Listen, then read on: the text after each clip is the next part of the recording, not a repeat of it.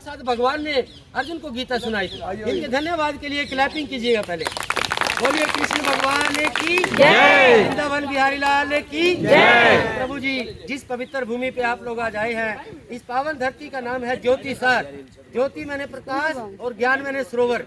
आज से 5,500 वर्ष साल पुरानी बात है कि भगवान श्री कृष्ण ने यहाँ ज्ञान की ज्योति जलाई थी, इसीलिए इसको ज्ञान सरोवर बोला गया। अभी सभी लोगों ने दर्शन किए हैं, वहाँ पे लिखा हुआ है आदि गुरु शंकराचार्य मंदिर। हमारे जो ये आदि गुरु शंकराचार्य जी थे, उन्होंने आज से 2400 वर्ष पहले, आदि गुरु शंकराचार्य जो थे वो शंकर भगवान के भगत थे।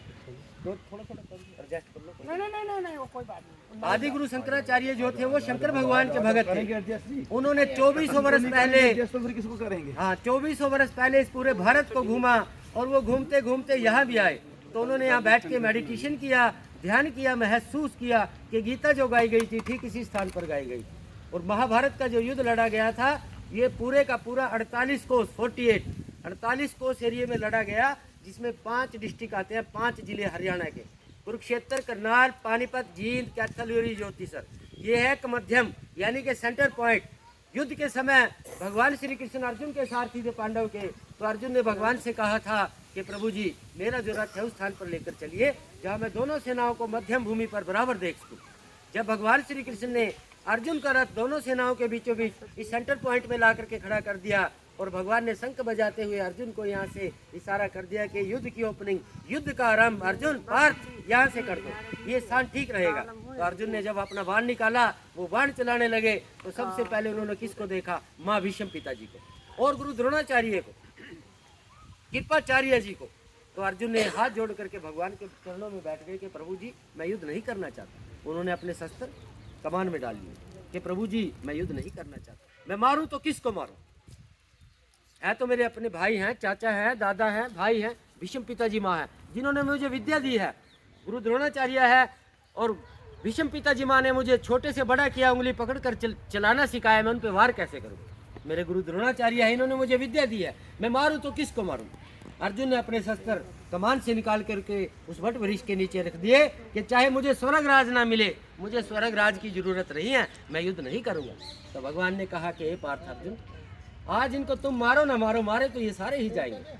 नारायणी सेना मैंने कौरवों को जरूर दे दी है, दुर्योधन को, लेकिन नारायण तो साक्षात आपके साथ। नारायणी सेना कैसे दी थी? दुर्योधन को। युद्ध के समय शकुनी मामा बड़े तेज थे, उन्होंने ही पासे फकवा करके द्रौपदी का चीरहरण करवाया था। और उन्होंने क्या कहा? दुर्योधन, तुम युद्ध से पहले जाओ कृष्णा के पास, कृष्णा को मांग लो, तुम युद्ध में नहीं मरोगे, अमर हो जाओगे। तो दुर्योधन जो था वो भगवान के, जब भगवान सोए हुए थे निंद्रा में, वो जाकर के उनके सर पर चढ़ करके खड़ा हो गया। बाद में कौन आते हैं? अर्जुन। अर्जुन भगवान श्री कृष्ण के चरणों में खड़े हो गए, और जब तक भगवान नहीं उठे, उनकी निंद्रा नहीं खुली, इंतजार किया, तो खड़े रहे। सबसे पहले जब भगवान श्री कृष्ण जी की निंद्रा खुली, अर्जुन ने वेट किया, तो सबसे पहले किसको वाया? अर्जुन को। अर्जुन से भगवान श्री कृष्ण जी कहने लगे कि अर्जुन पार्थ, आपको क्या चाहिए, आप किस लिए आए? तो अर्जुन हाथ जोड़ करके भगवान के चरणों में पड़ गए कि प्रभु जी, मुझे कुछ नहीं चाहिए, मुझे आप मिल गए, आपके दीदार हो गए, मुझे सब कुछ मिल गया। बोलिए कृष्ण भगवान की जय। और पीछे से दुर्योधन आता है, अक्कड़ पूरी सी रावण की तरह दुर्योधन में, कि हे कृष्णा, पहले मैं आया था, पहले मैं मांगू। तो भगवान ने पीछे मुड़ करके देखा, कृष्ण ने, कहता है दुर्योधन, मैंने तो आपको देखा ही नहीं, पहले मैंने तो अर्जुन को देखा है। नहीं नहीं, पहले मैं आया था, मैं मांगू। तो अर्जुन की दया दृष्टि देखो, उनका भाईचारा देखो। उन्होंने कहा कि प्रभु, ये मेरे बड़े भैया हैं, जो ये मांगते हैं इनको दे दीजिए। तो भगवान कहने लगे ठीक है। कहने लगे दुर्योधन, एक तरफ तो हूँ मैं अकेला, एक तरफ मेरी नारायणी सेना है, बोलो आपको क्या चाहिए? तो जो दुर्योधन था, उनकी बुद्धि भ्रष्ट जो थी इसी समय हो गई। कहने लगा मुझे तो नारायणी सेना चाहिए।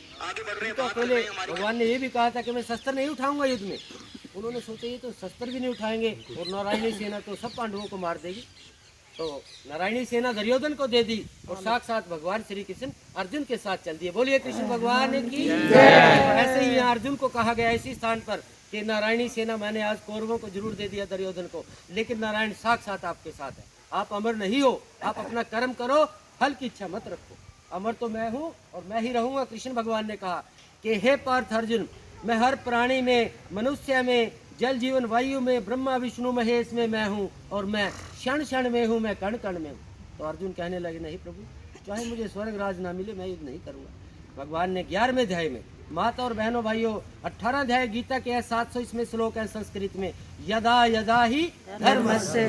तो 11वें अध्याय में अर्जुन को कहा कि आज मैं आपको ऐसी दिव्य दृष्टि, ऐसी शक्ति, ऐसी भक्ति देने जा रहा हूँ, जो बड़े बड़े महान ऋषि मुनियों ने मेरे लिए तप किए हैं, जप किए हैं, ये रूप, ये दिव्य दृष्टि, ये सतबुद्धि, ये शक्ति मैंने उनको नहीं दी।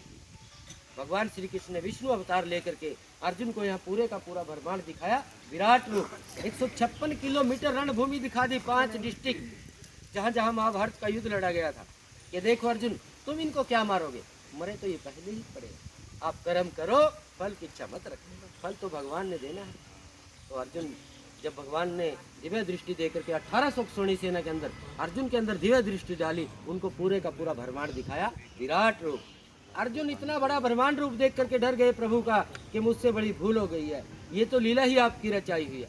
ए प्रभु, आप उसी रूप में आ जाइए जैसे साधारण मनुष्य की तरह आप मेरे सारथी थे, ये रूप मैं आपका सहन नहीं कर पाऊंगा। तो जब भगवान श्री कृष्ण उनके सारथी के रूप में आ गए और अर्जुन का जो मोह था वो पूरी तरह से यहाँ टूट चुका था, अपनों के प्रति भंग हो चुका था। तो माता और बहनों भाइयों बुजुर्गों, पहला जो शस्त्र चला यहीं से चला था और 156 किलोमीटर में घूमते घुमाते कुरुक्षेत्र ब्रह्म सरोवर पे युद्ध समाप्त हुआ।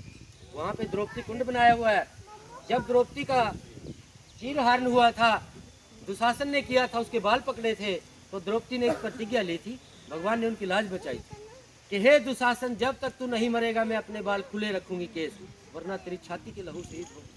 जब दुशासन को वहाँ मारा गया उस कुंड में, द्रौपदी कुप, भैया को पता है, द्रौपदी कुप बनाया हुआ है, उन्होंने छुप करके वहाँ अपने केस धोए थे दुशासन की छाती के बल, तो युद्ध वहाँ समाप्त हुआ।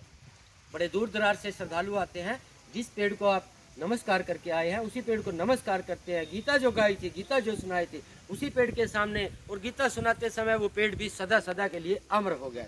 आज बड़े दूर दराज से श्रद्धालु आते हैं, उनकी जो मनोकामनाएं होते हैं, जो मन्नत मांग के जाते हैं, वो पूर्ण होती है।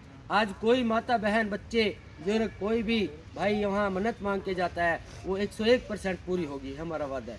क्योंकि भगवान की कथा सुनाते हैं, हम भी भगवान से कहते हैं कि सबको शक्ति मिले, सबका पूरा हो। तो आज कोई भी मन्नत उस पेड़ के नीचे मांग करके जाते हैं तो पूरी होती है, लेकिन मत्था टेकने के लिए आना पड़ता है। क्योंकि गीता जो गाई थी, गीता जो सुनाई थी, इसी पेड़ के सामने, और गीता सुनाते समय वो पेड़ सदा सदा के लिए अमर हो गया। एक तो उस पेड़ की परिक्रमा आप करके आए हैं, जिन्होंने नहीं करी है तो जाते समय कर लेना। ये 9 रूप हैं भगवान के।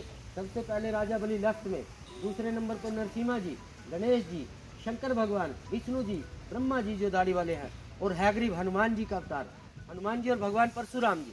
10वां जो अवतार माना गया है वो कल्कि के रूप में माना गया। प्रभु जी चाहे तो आप इसकी भी एक परिक्रमा कर सकते हैं, उसमें एक छोटा सा जाप किया जाता है, ओम नमो भगवते वासुदेवाय। सभी की यात्रा मंगलम और सफल करवाने के लिए सभी माता और बहनें भाई मेरे पीछे पीछे भगवान का 1 मिनट के लिए गुणगान करिएगा, मैं आपको बता रहा हूँ।